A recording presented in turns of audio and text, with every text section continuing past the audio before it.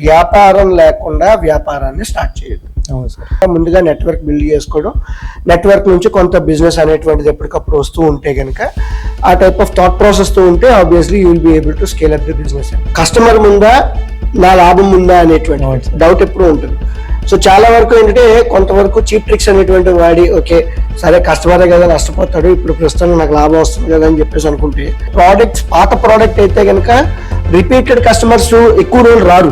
So వాళ్ళకి ఏంటంటే కొత్తగా అనేటువంటిది ఎప్పుడు చూపిస్తూ ఉండగలిగారు. ఏదైనా బిజినెస్ ఫెయిల్ అవ్వాలి అనేటప్పుడు రెండే మేజర్ రీజన్స్. ఒకటి డబ్బులు లేకపోవడం, డబ్బులు ఉన్నప్పుడు సరిగ్గా వాడకపోవడం. కనీసం వాడికి కావాల్సినటువంటి డబ్బులు కూడా వాడు సంపాదించలేకపోతున్నాడు, బిజినెస్ సస్టైన్ అవ్వడానికి కావాల్సినటువంటి అమౌంట్ కూడా రావట్లేదు అంటే కనుక business on the verge of closure కింద ఫస్ట్ సిగ్నల్ కింద మనం చూడాల్సినటువంటి అవసరం. వీక్షకులకు, మా ప్రియమైన ప్రేక్షకులకు శుభోదయం. కరోనా సమయంలో ఎంతో లాభాలు చూసిన బైజూస్ ఎంతో కాలంగా కష్టాల్లో ఉంది, నష్టాల్లోనూ ఉంది. One of the largest edutech గా పేరున్న ఈ సంస్థ మల్టిపుల్ క్రైసిస్ లో ఉన్నప్పటికీ మనీ రేస్ చేయడానికి గల కారణాలు ఏంటి? బైజూస్ ఫేస్ చేస్తున్న ఈ ప్రాబ్లం ని చూసి వేరే సంస్థలు, ముఖ్యంగా చిన్న వ్యాపారులు ఏం నేర్చుకోవచ్చు? దీని గురించి క్లుప్తంగా తెలుసుకోవడానికి లెట్స్ ఆస్క్ రావు గారు.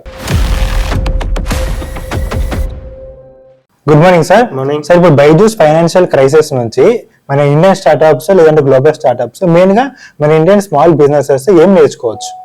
సో ఇక్కడ మేజర్ గా చూడాల్సింది ఏంటంటే సొమ్మొక్కడిదే సోకొకటిదే అన్నట్టు కాకుండా ఎవరి డబ్బులతో వాళ్ళు వ్యాపారం చేస్తే కనుక నొప్పి అనేటువంటిది క్లియర్ కట్ గా తెలుస్తుంది.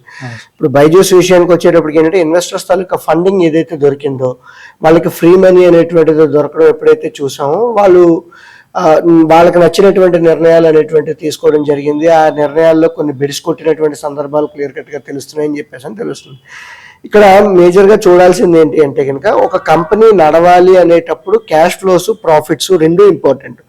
క్యాష్ ఫ్లోస్ కూడా ఏంటి అంటే కనుక వాళ్ళు దినచర్యలు అంటే కంపెనీ తాలూకా రెగ్యులర్ యాక్టివిటీస్ నుంచి వచ్చేటువంటి మనీ ఏదైతే ఉంటుందో ఆ మనీ చాలా ఇంపార్టెంట్. అలా కాకుండా బయట నుంచి నేను అప్పు తీసుకురావడం లేదంటే బయట నుంచి నేను మనీ రేస్ చేసి నా కంపెనీని నేను నడిపిస్తాను అంటే కనుక ఎక్కువ రోజులు నడిచేటువంటి పద్ధతి కాదు అని చెప్పేసి మనకు అర్థమైంది.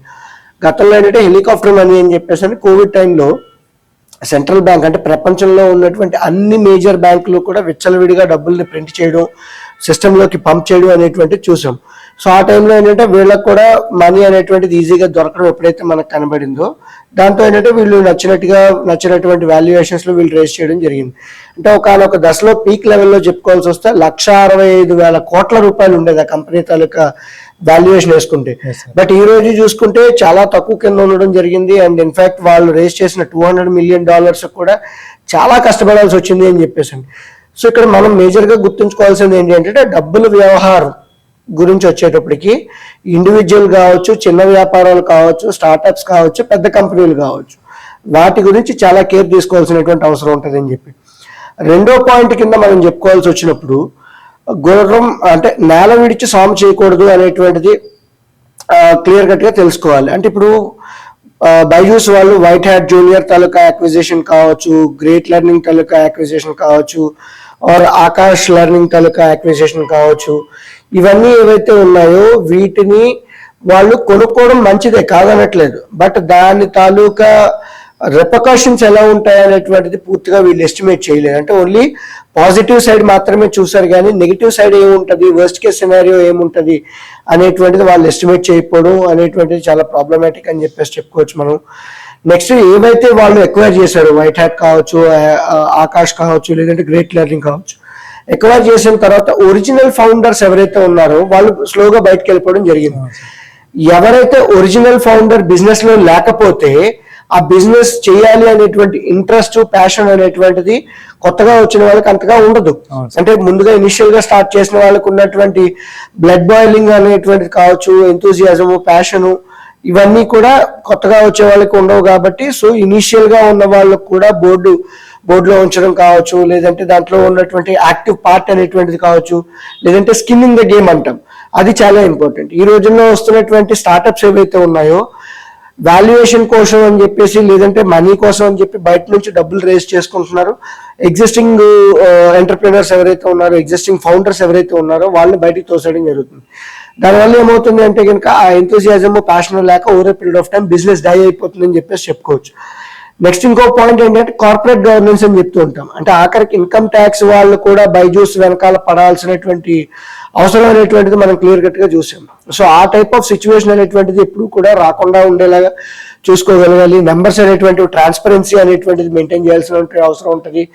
ప్రతి 3 నెలలకు ఒకసారి ఫైలింగ్స్ ఏవైతే ఉంటాయో ఇన్వెస్టర్స్ కావచ్చు, లేదంటే కార్పొరేట్ వరల్డ్కి ఏదైతే మనం చెప్తూ ఉంటామో, ఎందుకంటే $20 బిలియన్ వరకు దాని తాలూకా వాల్యుయేషన్ వెళ్ళడం జరిగింది. అంటే 1,65,000 కోట్ల రూపాయల వరకు వాల్యుయేషన్ ఉంది అంటే కనుక కంపెనీలో ఏం జరుగుతుంది, ఎవరు ఏం చేస్తున్నారు, ఎంత వచ్చింది, ఎంత పోయింది, దేనికి ఎంత వెళ్తుంది అనేటువంటి వివరాలు బయట ఇన్వెస్టర్కైనా తెలియాలి. సో అది తెలియకపోవడం వల్ల ఏమైంది అంటే కనుక కొంతవరకు నమ్మకం అనేటువంటిది పోవడం కావచ్చు. ప్లస్ వీళ్ళు ఎవరైతే ఉన్నారు అంటే ఇన్కమ్ ట్యాక్స్ నుంచి నోటీసులు రావడాలు, గవర్నమెంట్ నుంచి నోటీసులు రావడాలు ఎప్పుడైతే చూసామో మనం, సో దాని మీద నమ్మకం అనేటువంటిది క్లియర్ కట్ గా సడలింది అని చెప్పేసి మనం చెప్పుకోవచ్చు. అండ్ ఇంకా ఫర్దర్ గా చెప్పుకోవాల్సి వచ్చేటప్పుడు, సో 4వ పాయింట్ కింద మనం చెప్పుకోవాల్సి వచ్చినప్పుడు, అంటే ఏదైనా వ్యాపారం అభివృద్ధి చెందాలి అనేటప్పుడు టెక్ హెవీగా ఉండాలి అండ్ పీపుల్ హెవీగా ఉండకూడదు అని చెప్పేసి. సో జనరల్ గా ఇప్పుడు బైజూస్ చేసినటువంటి మేజర్ మిస్టేక్ ఏంటి అంటే దాన్ని మనం ఎట్టెక్ కంపెనీ అని పిలుస్తున్నాం. ఎట్టెక్ కంపెనీ అనేటప్పుడు టెక్నాలజీ బేస్ ఎక్కువ ఉంటూ పీపుల్ మీద రిలయన్స్ అనేటువంటి తక్కువ ఉండాలి.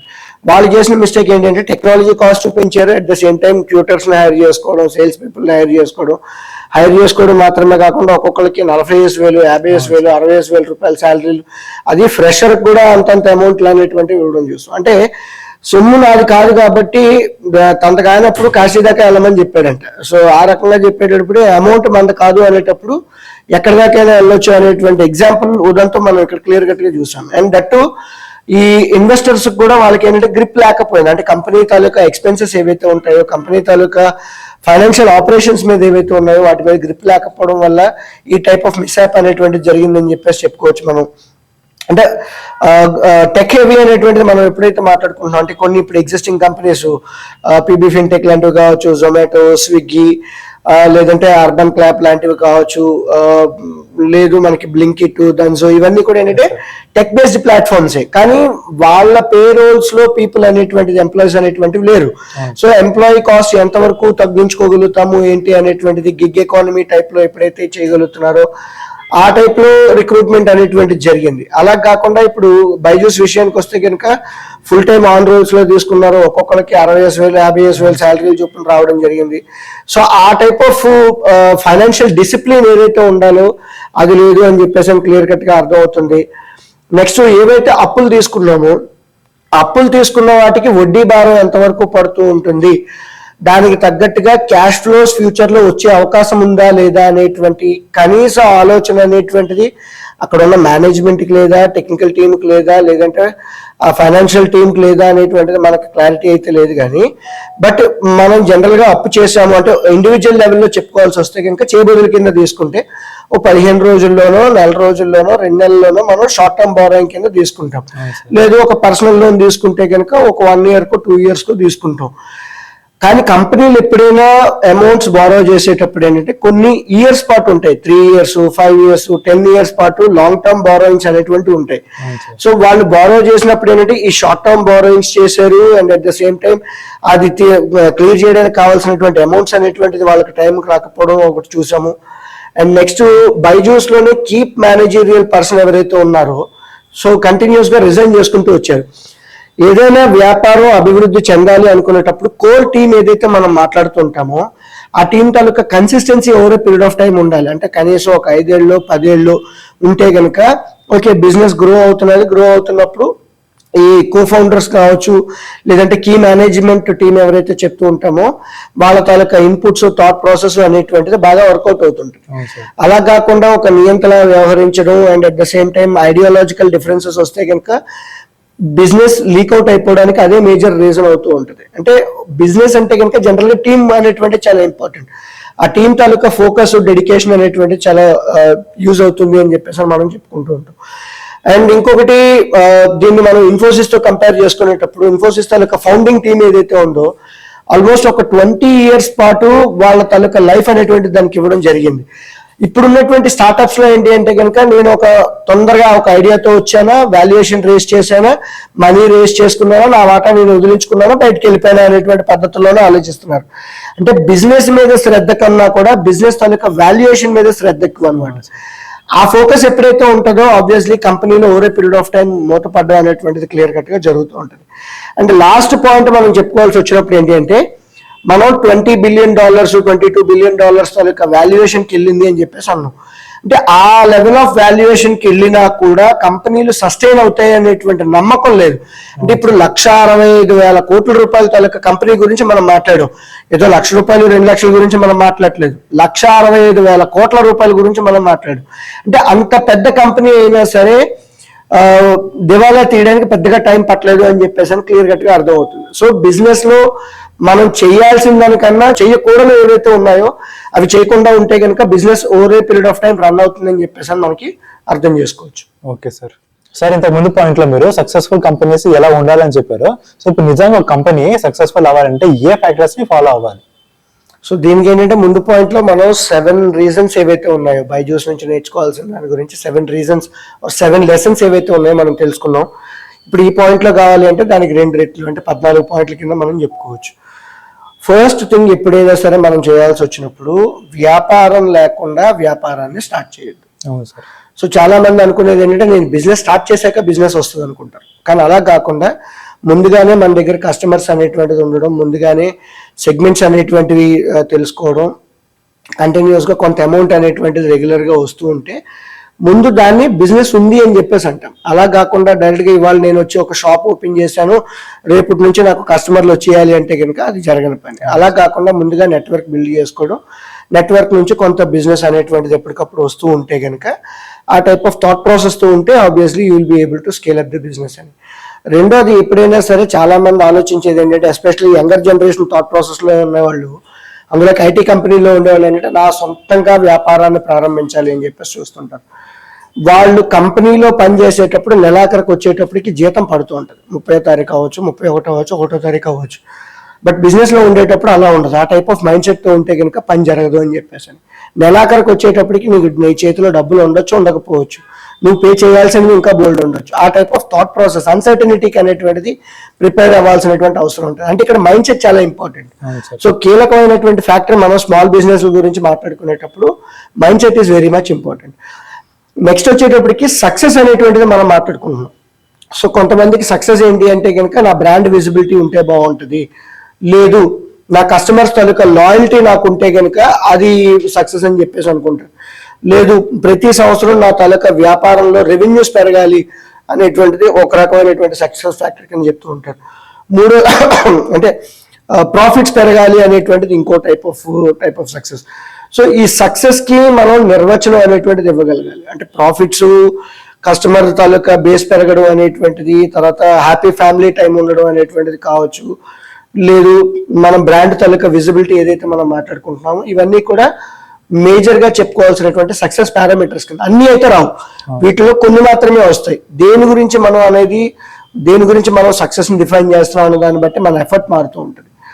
థర్డ్ పాయింట్ కింద మనం చెప్పుకోవాల్సి వచ్చినప్పుడు ఏంటి అంటే ఇనిషియల్ డేస్ ఆఫ్ బిజినెస్ లోకి వచ్చేటప్పటికి కనీసం 80 నుంచి 100 గంటల పాటు కష్టపడాల్సినటువంటి అవసరం ఉంటుంది. ఇందాక ఫస్ట్ పాయింట్ లో చెప్పినట్టుగా మనకి నెలాఖరికి జీతం రాకపోయినా మనం బతకగలము అనేటువంటి ధైర్యం రాగలగాలి, లేదు ఈ నెలకు నాకు డబ్బులు రాకపోయినా సరే నా బిజినెస్ రన్ అవుతుంది అనేటువంటి కాన్ఫిడెన్స్ ఉండాలి.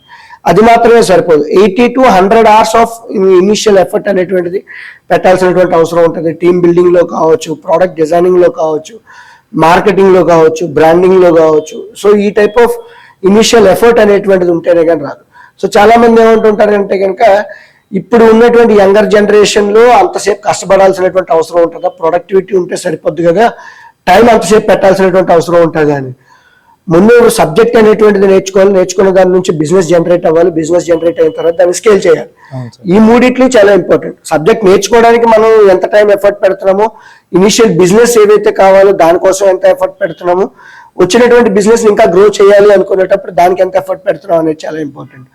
సో ఆ 80 hours to 100 hours వీక్ అనేటువంటిది పెట్టలేకపోతే కనుక, అలా కాదు నేను ఏదో పార్ట్ టైంగా చేస్తాను, నెలాఖరికి వచ్చేటప్పుడు చూసుకుంటాను, లేదంటే వీకెండ్లో చూస్తాను అనేటువంటి లీవే యాటిట్యూడ్ ఉంటే కనుక బిజినెస్ ఎప్పటికీ గ్రో అయ్యేటువంటి అవకాశం లేదు. నెక్స్ట్ 5వ పాయింట్ కింద చెప్పుకోవాల్సి వచ్చినప్పుడు ఏంటి అంటే కనుక సొంతంగా మనం ఏదైనా సరే వ్యాపారాన్ని స్టార్ట్ చేసేటప్పుడు కాంపిటీషన్ ఏదైతే ఉందో, అంటే కస్టమర్స్ కానీ క్లయింట్స్ కానీ మన దగ్గరికి ఎందుకు రావాలి? ఇప్పుడు కొన్ని బ్రాండ్స్ ఉంటాయి, వాళ్ళ తాలూకా ఓన్ ఐడెంటిటీని అనేటువంటిది ఎస్టాబ్లిష్ చేసుకోవడం జరుగుతూ ఉంటుంది. మనందరికీ తెలిసినటువంటి కాఫీలోకి వచ్చేటప్పటికి కాఫీ డే ఉంది, స్టార్ బక్స్ ఉంది. ఇప్పుడు టీ గురించి మనం మాట్లాడుకోవాల్సి వస్తే కనుక నీలోఫర్ టీ కావచ్చు, లాసా లంసా టీ ఇలాంటివి కావచ్చు, లేదంటే ఎస్టాబ్లిష్డ్ బ్రాండ్స్ అనేటువంటి హిందుస్థాన్ యూనిలివర్ వాడివి, ఈ టైప్ ఆఫ్ బ్రాండ్స్ ఉన్నాయి. బట్ మన తాలూకా ప్రోడక్ట్ ఏమనుకుంటున్నాము, అది మన దగ్గరికి ఎందుకు రావాలి అనేటువంటి యూనిక్నెస్ అనేటువంటిది క్రియేట్ చేయాల్సినటువంటి అవసరం. ఆ యూనిక్నెస్ లేకపోతే కనుక ఎటువంటి బిజినెస్ కూడా ఎస్టాబ్లిష్ అవ్వను, ఒకవేళ అయినా కూడా ఎక్కువ రోజులు రన్ అవ్వదని చెప్పేసి అని చెప్పుకోవచ్చు మనం. నెక్స్ట్ ఈ కాంపిటీషన్ గురించి మనం ఎప్పుడైతే మనం మాట్లాడుకుంటున్నామో ఆ కాంపిటీషన్ తో పాటు ఎంట్రీ బ్యారియర్స్ ని కూడా మనమే, అంటే ఈ వ్యాపారంలో వేరే వాళ్ళు ఇంకెవరు రాలేకుండా చేయగలగాలి. అంటే ఆ యూనిక్నెస్ అంత స్ట్రాంగ్ గా ఉండగలగాలి. ఇంకెవరైనా వచ్చినా కూడా అమ్మో వాడితో నేను ఢీకొనాలా అనేటువంటి పద్ధతుల్లో ఎవరైనా కొత్త వాళ్ళు వద్దాము అనుకునేటప్పటికి ఏంటంటే ఆ టైప్ ఆఫ్ ఫియర్ అనేటువంటిది మనం క్రియేట్ చేయగలం. అంత లెవెల్కి వెళ్ళాలి అనేటప్పుడు ఎంతో టీం తాలూకా కష్టం కావచ్చు, మన తాలూకా కష్టం అనేటువంటిది చాలా ఎక్కువ ఉంటుందని చెప్పేసి చెప్పుకోవచ్చు. నెక్స్ట్ ఇంకొక పాయింట్ మనం చెప్పుకోవాల్సి వచ్చినప్పుడు ఏంటి అంటే long term mission, medium term goals, short term టాస్క్లు, ఈ మూడు చాలా important. So as an entrepreneur గా, లేదంటే as a small business owner గా కావచ్చు, యాజ్ అ ఫౌండర్ గా కావచ్చు, మనం మాట్లాడుకోవాల్సి వచ్చినప్పుడు ఏంటి అంటే దీర్ఘకాల దృష్టి అనేటువంటిది ఉంటుంది. దాన్ని మనం షార్ట్ టర్మ్ స్టెప్స్ కింద ఏవైతే మనం టాస్క్లు ఏవైతే అంటుంటామో అది చాలా ఇంపార్టెంట్. అందులోకి ఇప్పుడున్నటువంటి సిచ్యువేషన్లో డీవియేషన్స్ చాలా ఈజీగా ఉంటాయి, డిస్ట్రాక్షన్స్ చాలా ఫాస్ట్గా వస్తాయి. టెక్నాలజీ వల్ల కావచ్చు, ఫ్యామిలీ మెంబర్స్ వల్ల కావచ్చు, ఫ్రెండ్స్ వల్ల కావచ్చు, రిలేషన్షిప్ వల్ల కావచ్చు, ఈ డీవియేషన్స్ డిస్ట్రాక్షన్స్ అనేటువంటివి లేకుండా మనం అనుకున్నటువంటి విజన్కి, ప్రొడక్టివిటీకి మెయింటైన్ చేయగలిగితే కనుక ఆబ్వియస్లీ రాబోయేటువంటి 2-3 ఏళ్లలో అయినా సరే మన తాలూకా సక్సెస్ అనేది క్లియర్ కట్గా వస్తుంది. అండ్ మనం ఒక ఇండివిజువల్ బిజినెస్ పర్సన్కి చెప్పుకునేటప్పుడు మెరిట్ అని చెప్పేసి అంటుంటాం. అంటే ఇండివిజువల్ సక్సెస్కి MERIT ఎంతైతే ముఖ్యమో బిజినెస్ కూడా అదే MERIT వర్తిస్తుంది.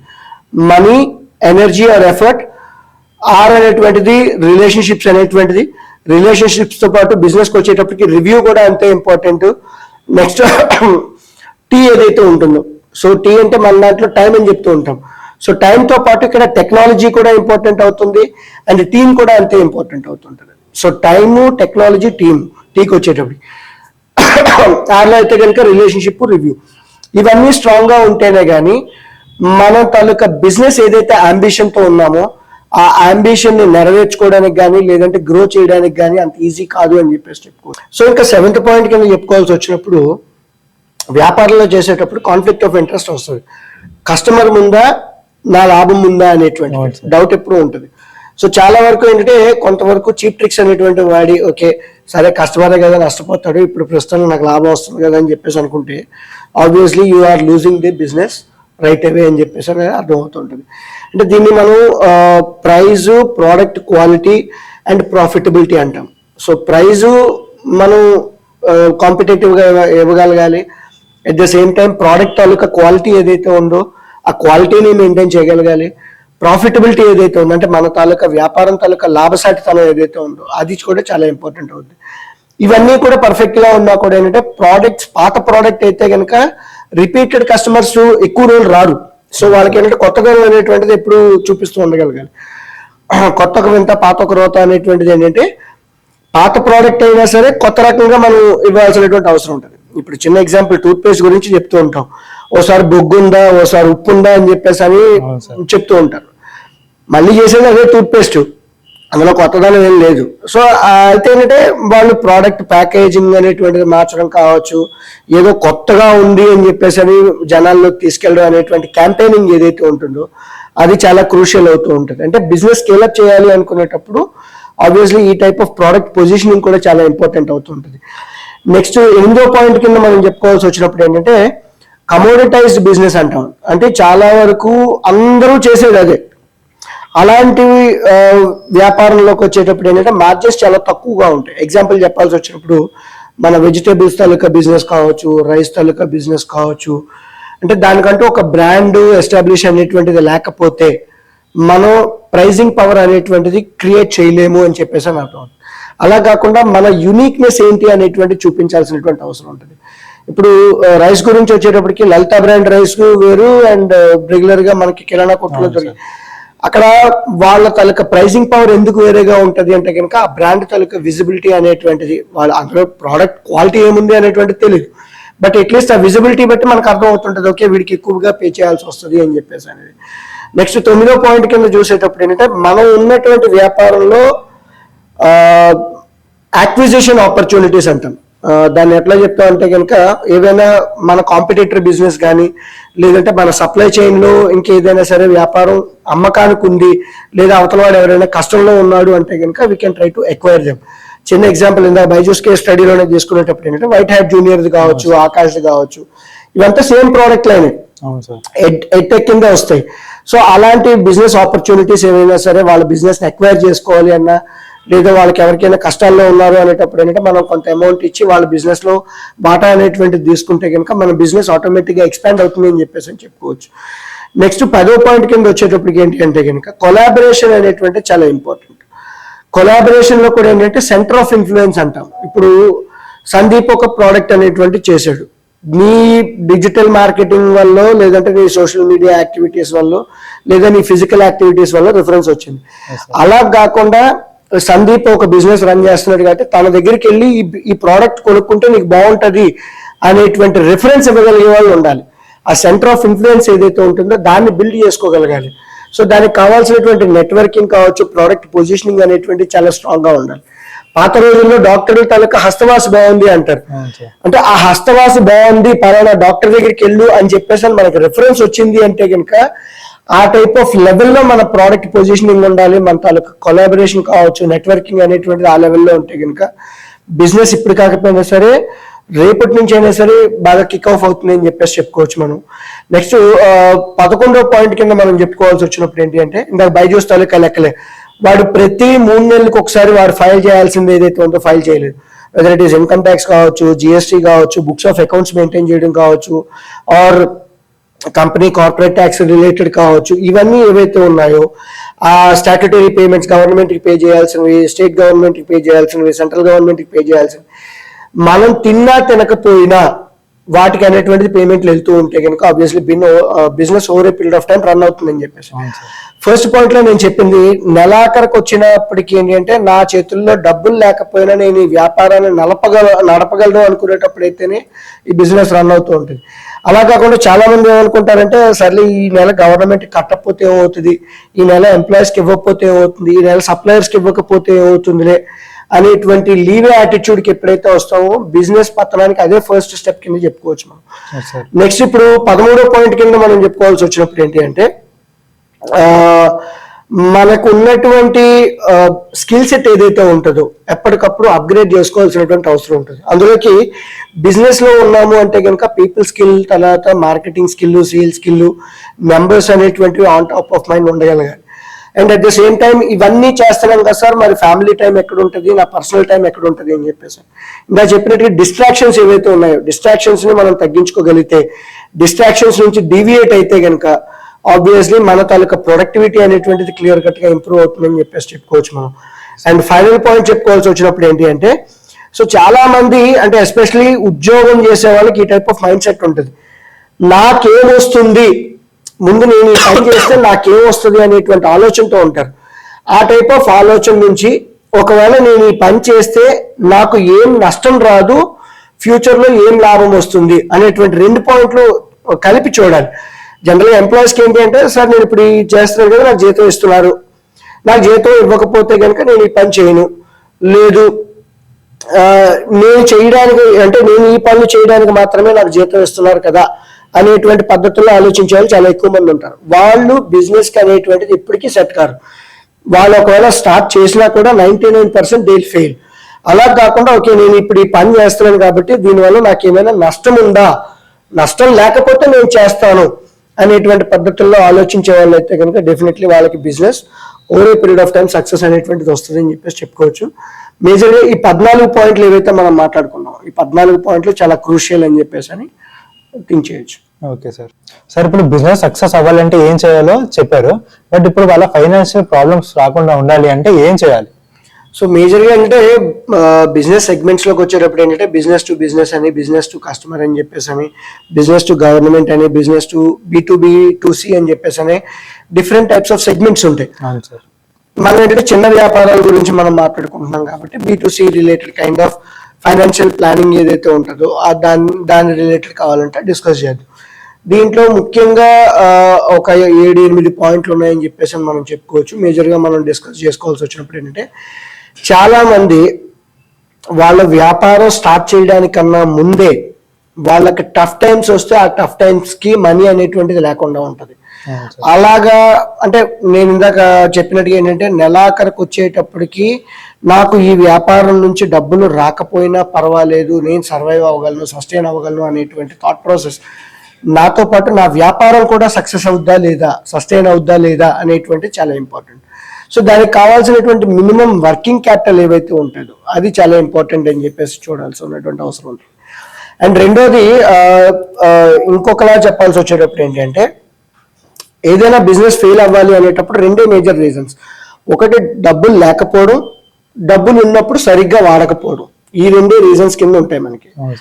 ఈ 2 రీజన్స్ కి మనం ఆన్సర్స్ అనేటువంటిది ఫైండ్ అవుట్ చేయగలిగితే ఎటువంటి టైప్ ఆఫ్ బిజినెస్ అయినా సరే రన్ అవుద్ది. ఫస్ట్ ఇది వచ్చేటప్పటికి సరైనటువంటి డబ్బులు లేకపోవడం, రెండోది వచ్చేటప్పటికి డబ్బులు ఉన్న టైంలో దాన్ని ప్రొడక్టివ్గా వాడుకోవడం.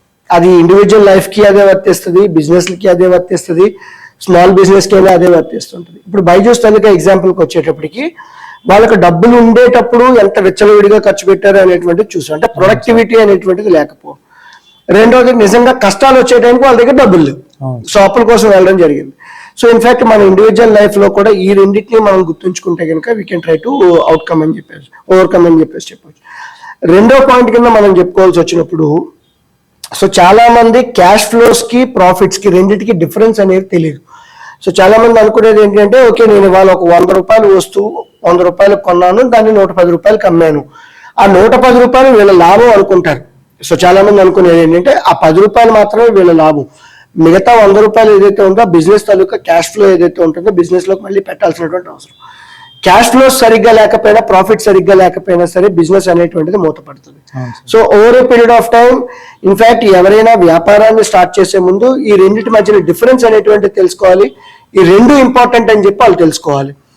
థర్డ్ పాయింట్ కింద మనం చెప్పుకోవాల్సి వచ్చినప్పుడు ఏంటంటే ల్యాక్ ఆఫ్ క్యాష్ ఫ్లోస్ అని చెప్తూ ఉంటాం. సో మనం సరిగ్గా పనిచేయాలి అంటే కనుక బ్లడ్ ఎంత ఇంపార్టెంటో, so cash flows are like a lifeline for the company అని చెప్పేసి అని. అంటే cash is always king. Cash లేకపోతే కనుక, క్యాష్ సర్క్యులేషన్ అనేటువంటిది లేకపోతే కనుక పెద్ద పెద్ద బిజినెస్లే దివాలా తీసినటువంటి సందర్భాలు చాలా చూసాం. సో ఈవెన్ చిన్న వ్యాపారాలకైనా సరే, పెద్ద వ్యాపారాలకైనా సరే మీ తాలూకా వ్యాపారాలు ఏవైతే ఉన్నాయంటే క్యాష్ ఫ్లోస్ ఏవైతే ఉన్నాయో బాగా మేనేజ్ చేసుకోవాల్సినటువంటి అవసరం. దీంట్లో ఏంటంటే మీకు రావాల్సినటువంటి డబ్బులు టైంకి రావడం, మీరు పే చేయాల్సినటువంటి డబ్బులను మేనేజ్ చేసుకోవడం, అండ్ వర్కింగ్ క్యాపిటల్ ప్రాపర్ గా మేనేజ్ చేసుకోవడం. ఏదైనా కొత్త కంపెనీలు ఎక్వైర్ చేయాల్సి వచ్చేటప్పుడు వర్టికల్ గా కావచ్చు, హారిజాంటల్ గా కావచ్చు, వాటిని ఏవైనా సరే మనం ఎక్వైర్ చేయాలి అనుకునేటప్పుడు ఆ అమౌంట్స్ అనేటువంటి మన దగ్గర ఎప్పటికప్పుడు రెడీగా ఉంచుకోవాల్సినటువంటి అవసరం ఉంటుంది. సో ఇక్కడ ఒక చిన్న చిట్కా ఏంటి అంటే కనుక చాలా వరకు చాలా మందికి ఏంటి అంటే రెగ్యులర్ ఆపరేటింగ్ ఎక్స్పెన్సెస్ అంటాం. అంటే ఏంటి, ప్రతిరోజు ఉండేటువంటి ఖర్చులకి, అంటే సామాన్లు కొనడానికి, తర్వాత రెగ్యులర్ బిజినెస్ రోజువారీగా నడవడానికి కావాల్సినటువంటి అమౌంట్లు ఆ బిజినెస్ నుంచే జనరేట్ అవ్వాలి. అలా జనరేట్ అవ్వకుండా మనం బయట నుంచి అప్పు తీసుకొచ్చి పెడుతున్నాము అంటే కనుక ఆ బిజినెస్ అనేటువంటిది క్లోజ్ అయ్యే అవకాశం చాలా ఎక్కువ ఉంటుంది. కనీసం వాడికి కావాల్సినటువంటి డబ్బులు కూడా వాడు సంపాదించలేకపోతున్నాడు, బిజినెస్ సస్టైన్ అవ్వడానికి కావాల్సినటువంటి అమౌంట్ కూడా రావట్లేదు అంటే కనుక business on the verge of closure కింద ఫస్ట్ సిగ్నల్ కింద మనం చూడాల్సినటువంటి అవసరం. అప్పు ఎప్పుడు చేయాలి అంటే కనుక మనం ఏదైనా కొత్త వ్యాపారం తీసుకొస్తున్నప్పుడు, లేదంటే కొత్త కంపెనీని ఎక్వైర్ చేస్తున్నప్పుడు, లేదు మన వ్యాపారం అభివృద్ధి చెందుతుంది అనుకునేటప్పుడు మాత్రమే అప్పు చేయాలి. అలా కాకుండా రోజువారీ ఖర్చుల కోసం మనం ఎప్పుడైతే అప్పు చేయడం మొదలెట్టామో బిజినెస్ అనేటువంటిది డ్యామేజ్ అవుతుంది. కొన్నిసార్లు ఏంటంటే అనుకోని పరిస్థితులు వస్తూ ఉంటాయి, కంటింజెంట్ ఈవెంట్స్ అని కానీ ఎమర్జెన్సీ ఈవెంట్స్ అనేటువంటి వస్తూ ఉంటాయి. దానికోసం మన దగ్గర రిజర్వ్స్ అనేటువంటిది ఉండాలి. అంటే ఓనర్ తాలూకా ముడి పెట్టుబడి ఏదైతే ఉంటుందో ఆ పెట్టుబడి అమౌంట్ ముందుగానే కనుక మనం ఉంచుకుంటే ఓ 20% 30% ఉంటే కనుక రెడీగా ఏదైనా ఎమర్జెన్సీ సిచ్యువేషన్ వచ్చినా కూడా బిజినెస్ అనేది సస్టైన్ అవుద్ది, మూతపడదు. అలా కాకుండా ఏదో ఎమర్జెన్సీ వచ్చింది కదా అని చెప్పేసి అని ఆ టైంకి డబ్బులు లేవు, ఉన్నటువంటి ఆపరేషన్స్ కి పెట్టాల్సినటువంటి డబ్బులు తీసుకెళ్ళి అక్కడ పెట్టామంటే ఆపరేషన్స్ కి బండి నడవదు, at the same time contingency అనేటువంటిది కూడా నెరవేరకపోవచ్చు. ఆ టైంలో బిజినెస్ మూతపడుతుంది. అటువంటి బేసిక్ జాగ్రత్త అనేటువంటి తీసుకుంటే కనుక బిజినెస్ అనేటువంటి over a period of time run అవుతుంటుంది. నెక్స్ట్ ప్రాపర్ మార్కెటింగ్ అనేటువంటిది ఉంటుంది. అంటే యాడ్ స్పెన్స్ ఏదైతే ఉంటుంది బడ్జెట్ అంటాం, ఆ బడ్జెట్ అనేటువంటిది కేటాయించకపోతే ఆబ్వియస్లీ బిజినెస్ అనేటువంటిది క్లోజ్ అవుతుంది. కస్టమర్కి ఏంటి అంటే కస్టమర్ అనుకోండి, క్లయింట్ అనుకోండి, వాళ్ళకి ఆన్ టాప్ ఆఫ్ మైండ్ ఉండాలి. మనం ఎన్నిసార్లు కనబడుతున్నాం అనేటువంటి చాలా ఇంపార్టెంట్. చిన్న ఎగ్జాంపుల్, డబ్బులు ఎవరికి ఊరికి రావు. సో ఇప్పుడు ఈ మాట అనగానే మనం ఎవరు గుర్తు వస్తున్నారు అనేటువంటిది మనకు అర్థం అవుతున్నది. And at the same time భూమి అంటే కనుక మీ భవిష్యత్తు, మీ పిల్లల భవిష్యత్తు అని చెప్పేసి అని చెప్తూ ఉంటాడు. సో ఈ టైప్ లో మనం క్యాంపెయిన్స్ అనేటువంటిది క్రియేట్ చేయడానికైనా మన మెసేజ్ ఆడియన్స్ కి తీసుకెళ్ళాలి అనేటప్పుడైనా సరే యాడ్ స్పెండ్స్ అనేటువంటివి చాలా important. Weather it is 5% spend చేస్తారా, 10% స్పెండ్ చేస్తారా, 15% స్పెండ్ చేస్తారా అన్నదాన్ని బట్టి కాకుండా కంటిన్యూస్ యాడ్ స్పెండ్స్ అనేటువంటివి చాలా ఇంపార్టెంట్. యాడ్ స్పెండ్స్ ఎందుకు ఇంపార్టెంట్ అంటే కనుక మనం ఏదో షాప్ ఓపెన్ చేస్తే మన దగ్గర కస్టమర్స్ రారు. సో కస్టమర్స్ కి మన షాప్ ఉంది, మన వ్యాపారం ఉంది అనేటువంటి విషయం వాళ్ళకి తెలియాలి. ఎలా తెలియాలి? ఈ టైప్ ఆఫ్ యాక్టివిటీస్ అనేటువంటి డిజిటల్ యాక్టివిటీస్ అనుకోండి, ఫిజికల్ యాక్టివిటీస్ ఏవైతే ఉంటాయో అవి ఎప్పుడైతే చేస్తూ ఉంటామో సో అవి క్లియర్ కట్ గా తెలుస్తూ ఉంటాయని చెప్పేసి. నెక్స్ట్ వస్తున్నటువంటి వ్యాపారంలోంచి అంటే క్యాష్ ఫ్లోస్ ఏవైతే ఉందో నేను చెప్పానో ఆ క్యాష్ ఫ్లోస్ నుంచి కంటింజెన్సీకి కూడా కొంత అమౌంట్ అనేటువంటిది పార్క్ చేయాల్సినటువంటి అవసరం. చాలా మంది బిజినెస్ పీపుల్ చేసే మిస్టేక్ ఏంటి అంటే వాళ్ళకి ఒక 100 రూపాయలు ఆదాయం వస్తే 100 రూపాయలు తిరిగి మళ్ళీ వాళ్ళు బిజినెస్ లో పెట్టడం జరుగుతూ ఉంటుంది. అలా కాకుండా 20 రూపాయలు పక్కన పెట్టి 80 రూపాయలు మాత్రమే వాళ్ళు తిరిగి స్పెండ్ చేయగలిగితే కనుక ఈ 20 రూపాయలు ఏదో టైంలో ఆపద వచ్చినప్పుడు 20 రూపాయలు అనేది కాస్తుంది. అలా కాకుండా నా దగ్గర 100 పెట్టేస్తాను, నాకు ఏదైనా ఆపద వచ్చినప్పుడు మళ్ళీ అప్పు కోసం వెళ్ళాను అనుకో, so again your business is going to die అని చెప్పేసి అనేటువంటి విషయం మనకు అర్థం అవుతుంది. సో ఈ మేజర్ పాయింట్స్ ఏవైతే అనుకుంటున్నాను, ఈ మేజర్ పాయింట్స్ అన్నింటినీ కూడా వాళ్ళు క్రూషియల్ గా ఫోకస్ చేయడం అనేది చాలా ఇంపార్టెంట్. నెక్స్ట్ 6th పాయింట్ కింద చెప్పుకోవాల్సి వచ్చినప్పుడు 7th పాయింట్ కింద చెప్పుకోవాల్సి వచ్చినప్పుడు వాల్యూ చైన్ అక్విజిషన్ అంటాం. అంటే ఇప్పుడు ఎండ్ టు ఎండ్ సొల్యూషన్ అనేటువంటి చాలా ఇంపార్టెంట్. ఇప్పుడు రిలయన్స్ జియో తాలూకా యాప్ లోకి వెళ్తే కనుక లోన్లు అక్కడే ఉంటాయి, ఇన్వెస్ట్మెంట్స్ అక్కడే ఉంటాయి, వాళ్ళకి కావాల్సినటువంటి మొబైల్ బిల్స్ అదే రకంగా పేటిఎం చూసినా కూడా, ఫోన్ పే చూసినా కూడా ఒక ఎకో సిస్టమ్ అంతా కూడా వాళ్ళ దగ్గర ఉంది అని చెప్పేసి మనకు క్లియర్ కట్ గా అర్థం అవుతుంది. So end to end eco system అనేటువంటిది మనం ఎప్పుడైతే బిజినెస్ లో బిల్డ్ చేసుకుంటున్నామో ఆ ఎకో సిస్టమ్ బిల్డ్ చేసుకోవడానికి కావాల్సినటువంటి డబ్బులు కూడా మనం ఎప్పటికప్పుడు రెడీగా ఉంచుకోవాలి. ఇందాక వేరే వ్యాపారాలు ఏదైనా కొనుక్కోవడానికి ఉన్నాయా అనుకునేటప్పుడు ఏంటంటే ఈ టోటల్ వాల్యూ చైన్ సిస్టమ్ లో ఎక్కడో దగ్గర ఏదో ఒక రకమైనటువంటి బిజినెస్ ఆపర్చునిటీ అనేది మనకు కనబడుతుంటుంది. సో ఆ బిజినెస్ యాక్విజిషన్ అనేటువంటి చేయగలిగితే కనుక business over a period of time long run లో నిలబడుతుంది అని చెప్పేసి తెలుసుకోవచ్చు మనం. ఎందుకంటే మైక్రోసాఫ్ట్ వర్డ్ ఎగ్జాంపుల్ తీసుకున్నా, గూగుల్ వర్డ్ ఎగ్జాంపుల్ తీసుకున్నా కూడా వీళ్ళు యూట్యూబ్ ని ఎక్వైర్ చేయడం, ఇప్పుడు గూగుల్ వర్డ్ ఉంటే యూట్యూబ్ ని ఎక్వైర్ చేయడం కావచ్చు, తర్వాత ఇప్పుడు బాడ్ని ఎక్వైర్ చేయడం కావచ్చు. సో ఈ టైప్ ఆఫ్ యాక్విజిషన్స్ అనేటువంటివి ఎప్పటికప్పుడు జరుగుతూ ఉండాలి. అండ్ మైక్రోసాఫ్ట్ ఎగ్జాంపుల్ తీసుకునేటప్పుడు కూడా ఏంటి అంటే over a period of time వాడు ఎక్వైర్ చేసినటువంటి బిజినెసెస్ ఇంకెవరు ఎక్వైర్ చేయలేదు అని చెప్పేసి చెప్పుకోవచ్చు. సో మన బిజినెస్ రన్ అవ్వాలి అన్నా, నిలబడాలి అన్నా కూడా ఈ డైవర్సిఫికేషన్ ఇంపార్టెంట్, యాక్విజిషన్ కూడా అంతే ఇంపార్టెంట్ అని చెప్పేసి. సో ఇంకా లాస్ట్ పాయింట్ కింద వాళ్ళని చెప్పుకోవాల్సి వచ్చినప్పుడు ఇందాక బైజూస్ తాలూకా ఎగ్జాంపుల్ లో చెప్పుకున్నప్పుడు ఏంటంటే go tech heavy not people heavy అని చెప్పేసి. సో జనరల్ గా మనం పీపుల్ తాలూకా అంటే టీమ్ తాలూకాది కావచ్చు, ఎంప్లాయీస్ తాలూకాది కావచ్చు, వాళ్ళ తాలూకా ప్రొడక్టివిటీని మెజర్ చేసేటప్పుడు 100 మంది ఎంప్లాయీస్ ఉంటే 5 మాత్రమే బాగా ప్రొడక్టివిటీ మెయింటైన్ చేయగలుగుతారు, 5 నుంచి 10 మంది మాత్రమే. అంటే ఏంటి అంటే ఈ 10 మంది మిగతా 90 మందిని కలిపి అంటే మొత్తం 100 మందిని పోషిస్తున్నట్టు వస్తుంది.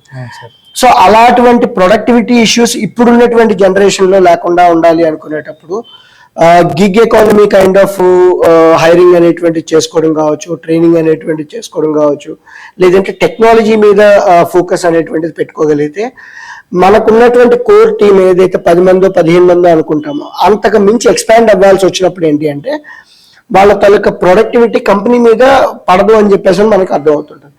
ఇది ఎందుకు మళ్ళీ నేను స్ట్రెస్ చేస్తున్నాను అంటే కనుక ఏదైనా ఒక B2B కంపెనీ కావచ్చు, B2C కంపెనీ కావచ్చు, మేజర్ ఎక్స్పెన్స్ ఎప్పుడైనా సరే ఎంప్లాయీ తాలూకా కాస్ట్ ఉంటుంది.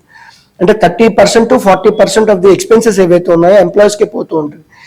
ఆ కాస్ట్ని మనం ఎంత స్మార్ట్గా మనం మేనేజ్ చేయగలుగుతున్నాం అనేటువంటి చాలా ఇంపార్టెంట్. ప్రొడక్టివిటీ పెంచగలగాలి, at the same time unproductive people ఎవరైతే ఉంటారో వాటిని ఎలిమినేట్ చేయడం అనేటువంటి చాలా ఇంపార్టెంట్ కింద ఉంటుంది. నెక్స్ట్ మన పర్సనల్ ఎక్స్పెన్సెస్ ఏవైతే ఉంటాయో, అంటే జనరల్గా మనం టీం గురించి మనం మాట్లాడుతున్నాం, సెల్ఫ్ గురించి మనం మాట్లాడుతున్నాం కాబట్టి ఇందులో మన పర్సనల్ ఎక్స్పెన్సెస్, బిజినెస్ ఎక్స్పెన్సెస్ రెండు కలపకూడదు.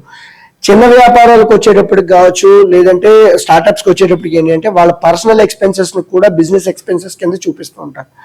అలా ఎప్పుడైతే చూపిస్తూ ఉంటారో that is the first step for the business to track down అని చెప్పేసి మనకి చెప్పుకోవాల్సినటువంటి అవసరం ఉంటుంది.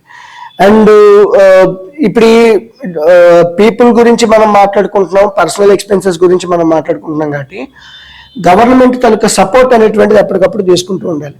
సో చాలా మంది ఏమనుకుంటారంటే కనుక గవర్నమెంట్ ఏమీ చేయట్లేదు అనుకుంటుంటారు. కేంద్ర ప్రభుత్వం కావచ్చు, రాష్ట్ర ప్రభుత్వం కావచ్చు, వాళ్ళు ఇచ్చేటువంటి ట్రైనింగ్ ప్రోగ్రామ్స్ కావచ్చు, వాళ్ళు ఇచ్చేటువంటి మార్కెటింగ్ సపోర్ట్స్ కావచ్చు, వాళ్ళు ఇచ్చేటువంటి లోన్లు ఏవైతే ఉంటాయో ఆ తాలూకా ఫైనాన్షియల్ సపోర్ట్ అనేటువంటిది కావచ్చు, మార్కెటింగ్ ఈవెంట్స్ అండ్ తర్వాత సేల్స్ తాలూకా ఈవెంట్స్ ఏవైతే ఉంటాయో, నెట్వర్కింగ్ ఈవెంట్స్ ఏవైతే ఉంటాయో గవర్నమెంట్ వాళ్ళు కూడా చేయడం జరుగుతుంటుంది.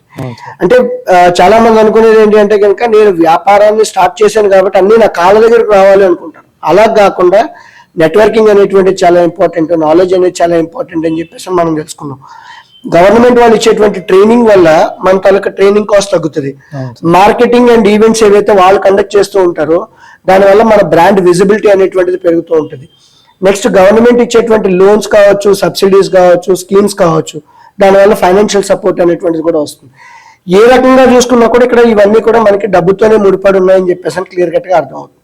సో ఇప్పుడు మనం మాట్లాడుకున్నటువంటి ఈ 7-8 పాయింట్లు ఏవైతే ఉన్నాయో వాటిని ఫైనాన్షియల్ గా మనం డిసిప్లిన్డ్ గా ఉంటూ మేనేజ్ చేసుకుంటే కనుక సక్సెస్ అనేటువంటిది ఖచ్చితంగా వస్తుంది. సక్సెస్ అనేటువంటిది రాకుండా ఉండదు. Obviously we need to focus on these major aspects, then definitely you will achieve the success in the small businesses also. Thank you sir, thank you so much for your valuable time and information. Thank you. Ideas అందరికీ వస్తాయి, అవి రావడం గొప్ప కాదు, దాన్ని implement చేయడమే important. ఎంతో గొప్ప ఎడ్యుటెక్ కంపెనీగా ఉన్న బైజూస్ ఇప్పుడు తన వాల్యుయేషన్ లో 99% కోల్పోయింది. ఒక కంపెనీ స్టార్ట్ చేయడం ముఖ్యం కాదు, ఎలాంటి స్టెప్స్ తీసుకొని స్టార్ట్ చేస్తామో అది ముఖ్యం. స్టార్ట్ చేయకముందే లెక్కలేసుకోవడం, స్టార్ట్ చేశాక లెక్కలేకపోవడం రెండు తప్పే అని మనకి అర్థమైంది. The higher you go the harder you may fall. So ఈ వీడియో కేవలం వ్యాపారస్తులకి మాత్రమే కాదు, ఇవి మనందరి ఆర్థిక జీవితంలో కూడా ఉపయోగపడతాయని మీకు అర్థమయ్యింది అని ఆశిస్తున్నాం. అండ్ ఈ వీడియో కనుక మీకు నచ్చినట్లయితే మన ఛానల్ ని సబ్స్క్రైబ్ చేసుకోండి. And every Monday to Saturday మేము ఇలాంటి కంటెంట్ తో మీ ముందుకు వస్తాం. So until then, Sandeep signing of.